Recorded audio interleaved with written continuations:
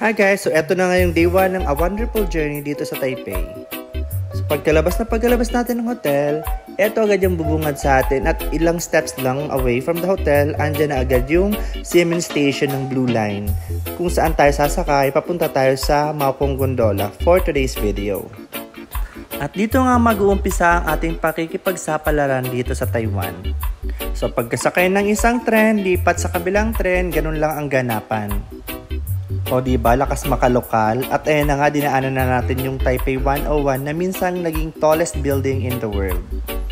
So eto na, mag-exit na tayo sa train station.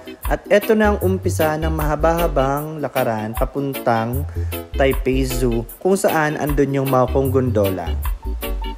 So tara, samahan nyo ko. Eto na nga, aura dito, aura doon, o ikot, pak, laban, diba? Since solo traveler ka, tiis ganda. At eto na nga, abutan na ako ng mga gondola. So tara, try na natin. At eto na, konting drama sa paglalakad. Papunta na tayo sa exciting part.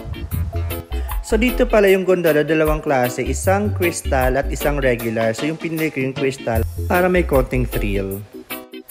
So let's go! We're heading on to the first station. So eto palang gondola nila, maraming stations to. So like, di ko lang nabilang though, pero parang around 5 to 6 stations bago ka ulit bumalik dito sa main station.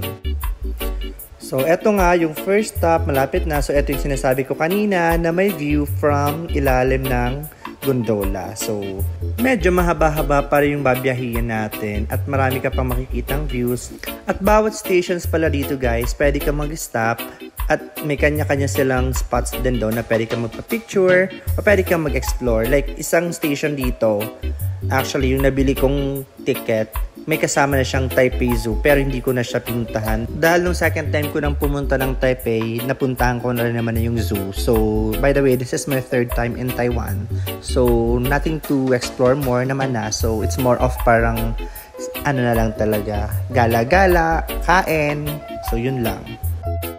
Hanggang dito sa Maupong Gondola, kitang-kita rin natin yung Taipei 101. Kung tatanungin ako about my experience with this gondola ride, parang wala namang special aside from the experience na nakasakay ka ng cable car.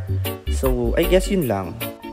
Since solo traveler tayo at ginusto mo yan, so kanya-kanyang emote na lang, diba? So, tingin-tingin sa camera, tingin sa malayo, sabay kaway, ayan, emote-emote, and then enjoy. So, yan lang ang ganapan ng beshi nyo.